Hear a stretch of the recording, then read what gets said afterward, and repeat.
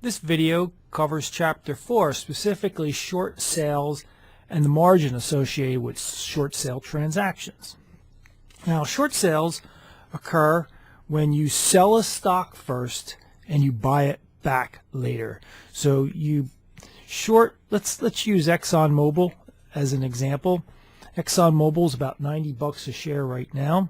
You think it's overpriced. You know, the oil market has dropped. The price of oil is half of what it was back in September when it was over $100. It was around $100 a barrel. Now it's below 50, and so the oil market's getting beat up. You suspect that oil company stocks are going to drop even further. So you look at ExxonMobil as being going to continue to tank. So you're bearish on ExxonMobil. You're looking at the price of $90, and you're saying, man, I expect it to go down even more, and I want to profit from it. So that's the setup for a short sale. You got to be bearish. And so you intend to short sell the stock at 90, and let's say you expect it to drop all the way down to $75 a share. That's what you expect. Okay, so you expect to make a capital gain of $15 per share on this transaction. Now, you might ask, how can you sell something you don't own? And that's an interesting question. It's a good question. But what happens is when you short sell, as I mentioned in class, you short sell, you borrow shares from your broker. Now, your broker gets those shares from one of two places. Your broker, if you have a big broker, like say Merrill Lynch, for example, then Merrill Lynch might take those shares out of somebody else's account who owns ExxonMobil, take the shares out of the account, unbeknownst to them. The people who are long those shares won't know those shares are being taken out.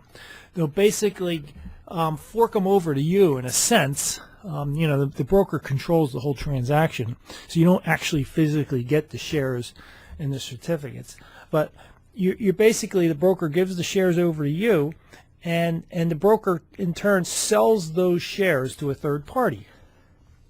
Okay? Now, that's one way that the broker will get them, is through somebody's account that the broker has in their possession. The second method is there's an entire market out there for short sale shares, so that when brokers and people want to short sell something, they may not have the shares in a brokerage account. They can borrow those shares through a special market. So either way, it doesn't matter which way. We don't really care in this class how your broker gets those shares, but your broker borrows those shares either in a market or gets them out of somebody else's account, basically gives them to you in a sense. I have to be careful. They don't actually give them to you. Like I said, the broker controls it. So the broker basically takes those shares and sells them for you and puts the proceeds in an account. So the broker has control of the transaction. Brokers are not dumb. They would never let you borrow shares and you physically take the shares and sell them on your own. So the broker is going to control the transaction and keep the proceeds in the account. Okay. So now many people still are bothered by this idea of borrowing shares from somebody else's account, but it's really, you're already used to it. You don't even realize it. Think about it. When you go to a bank, let's say you deposit a nice crisp $100 bill. You look at the serial number and you hand it over to the teller, and it's going to get deposited in your checking account. And in maybe a year from now, you're going to withdraw that $100 out of your account. Now, do you expect that $100 bill to stay in that account and you are going to get that exact bill back from the teller when you want to withdraw your money? And the answer is no, you don't expect that. And what do you expect to actually happen with that money? Well, let's see. Banks and business that make money and they lend. So what are they going to do? They're going to take that money that you deposit, pool it with other money, and they're going to lend it out to another party, and collect on that loan eventually. And you don't even really see it or know what's going on behind the scenes with your account, but that money is technically not there in your account. I mean, it's recorded there, but you know the money, the actual physical money, has been lent out somewhere. It's the same type of concept here. Your shares, if you own, now you're long, for example, somebody's long ExxonMobil, those shares could be pulled out of their account and lent to another party through a short sales transaction. So don't let short sales bother you. It is a little twisted in its ways, because you're selling it first and then buying it back later in reverse chronological order from what you're used to, where you're used to buying low and selling high. Here you're selling high and buying low. Now, with that background set, one thing you need to keep in mind is that when you short sell a stock and that those shares are no longer in that other person's account, you are responsible as the short seller for the dividends that stock throws off. In other words, the dividends that stock pays, because your broker took those shares and sold them to a third party, and whoever bought those shares is going to actually get the dividend. The person's account that those shares were taken out of, they're not going to get the dividend. You need to make them whole. So when you short sell a stock, you're going to be responsible for the dividends. And by the way, for the most part, you can't really short sell bonds. I guess you could do it at an institutional level, but very few people do, because you'd be responsible for the coupon interest. And that coupon interest would just stack up and stack up. So at a retail level, you can't short bonds. There's other methods. Talk to me in class about how to take a short position in bond type instruments. But you can't short sell a bond. Institutionals will do it, but they tend not to do it either, because of that responsibility of the coupon payments. Okay, so let's make this a little more concrete, this example here. So let's say you short you short ExxonMobil at $90 a share, and you do 100 shares, and so you're going to have sales proceeds of $9,000. Okay, let's say you buy the shares back, or you expect to buy it back, so you're going to have a negative $7,500 to buy the shares back. That's your cost. And then don't forget, now there's dividends associated with ExxonMobil. It's a big company, and if you look it up on the web, you'll find that it pays, ExxonMobil pays $2.76 per share per year. And so if you short sell this stock, say over a year, then you're going to have $276 in dividends that you're going to have to be responsible for. And so your overall profit is going to be $1,224 on this transaction. Okay, so now what we want to do is, now we just covered the basics of short sales, how you got there, what they're about, but now we want to look at the margin associated with short sales, and it's a little more, slightly more complicated, only because short selling is less intuitive than buying and going long a stock. So now here's our example. We're shorting ExxonMobil. It's at $90 a share. So we're going to assume the initial margin requirement of your broker is 50%, and that maintenance margin is 30%. Okay? And that's what we're going to start out with. Those are our assumptions. Now, here's the rules with short sale margin. Short sale margin, the margin requirement is that you must keep 100% of the proceeds in the account. Okay, so your broker has his account. All the proceeds from the sale must stay in the account under the broker's control. Plus, you need to deposit 50% of the sales proceeds on top of that. So that's your skin in the game. Your skin in the game is that margin deposit of 50%. Okay? So let's do the calculation. So our margin is going to equal, let's look at we want the equity. Remember, we want equity divided by market value. Okay? And so here we have $9,000 in sales proceeds from the selling the 100 shares plus 4,500, which is 50% of the 9,000. Okay, all that sits in an account. It's basically on the asset side of your balance sheet. Now minus the liability that's involved here. Now here's the trick with short sale margin.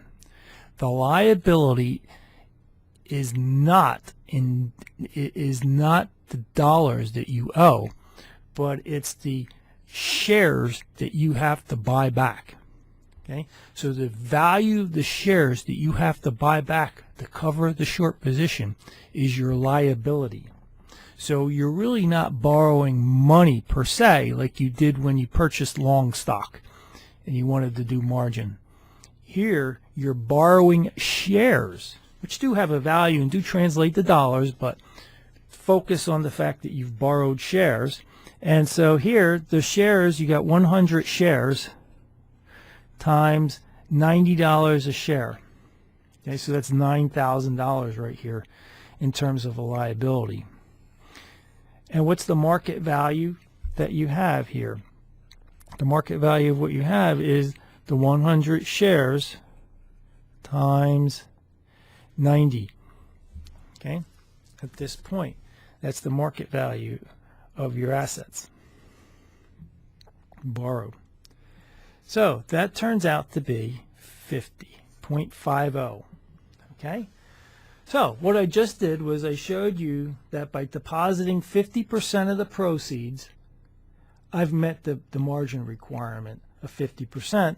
And I just showed you that margin, like we saw with going long in a long position, margin is made up of your equity divided by the market value of your assets. Okay? Now, let's look at another question here. At what price would you get a house call? Now remember, you get a house call when you purchase a stock. When the stock drops in value, the collateral is now worth less when you own a stock. But when you short a stock, your liability goes up when the stock price goes up. So when you short a stock, the last thing you want to happen is you want the stock to go up. And when the stock goes up, your liability goes up, your equity goes down, and you're likely to get a house call. So the maintenance margin is 30% here. So we want to figure out the price at which you will get a house call. So you have the 30% maintenance. The value in your account still is $13,500 at this point. Okay, minus your liability. And your liability here is going to be 100 shares times P. P is the price, and we're going to solve for P to figure out the price at which you get a house call, the point at which you get 30% margin, equity in other words. And we're going to divide this by 100 shares times P, okay, the market value of those assets. Now, we're going to solve for P. So you use the basic trick. That's dividing by 1, doesn't do anything. You cross multiply and set equal. So this is basically 30p equals 13,500 minus 100p, and that's 130p equals 13,500.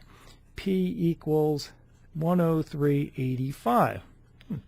That makes sense, right? It makes sense that the price at which you get a house call is above the $90 in which you shorted it at. Okay, so it's got to go up about $13.85 before you get a house call. So that's where you're going to get your house call, at 103. Okay, so now let's say the stock reaches 103, you get a house call. How much money do you need to deposit to get the account back up to the initial of 50%? Right here, 50% initial. Okay. Well, you need a 50% margin requirement. You need 50% equity. Okay. Now, the thing is, you need an account balance. I'll just call it AC. It's the symbol we're going to solve for. Your account balance. you have a liability at this point because the stock went up and it's worth $103.85. So the value of your shares are 10,000. The value of your liability in terms of shares is $10,385 divided by the value 385. And again, now solve for AC, cross multiply, and set equal. And so this is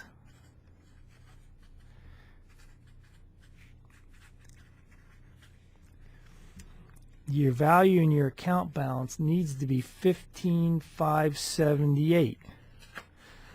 Okay, that's how much money you need in your account in order to get the equity back up to 50%. Okay, it's at 30. You want to get it up to 50, so you're going to need $15,578 in your account.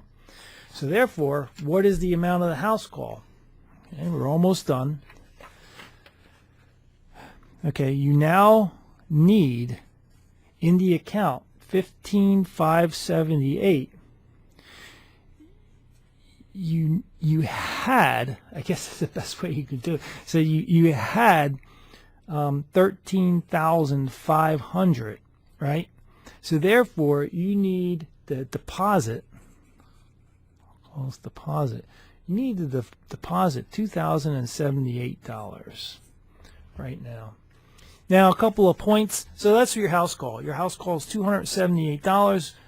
When you deposit that much money in the account, you get it up to 50%, and everybody's happy. Your broker's not too nervous at that point.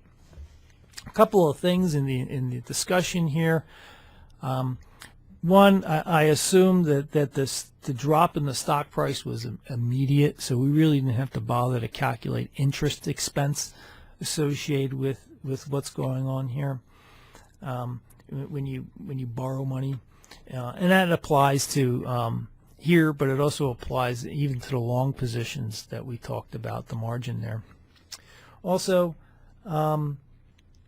this happened so fast. In other words, I assume that the stock price went up immediately after we purchased it. There was no chance for any dividends to come into play, so I basically ignored that in the analysis. And there's one other thing not tied to this example, but you should be aware of, and that's there's an uptick rule associated with short selling, and the uptick rule goes like this. When a stock is dropping and dropping and dropping, there tends to be historically people who pile on and want to short sell a stock and push the stock down even further. In other words, there's kind of like a panic, or there even could be an organized panic where you have short sellers who are ganging up on a stock and trying to force the stock price down. And when you short sell, you push the stock, you give the stock even more momentum when it's dropping. Remember that idea of momentum. So when a stock is dropping and you short sell, you're selling the shares, you're pushing the stock down even further. Now, for many, many years, there's been an uptick rule.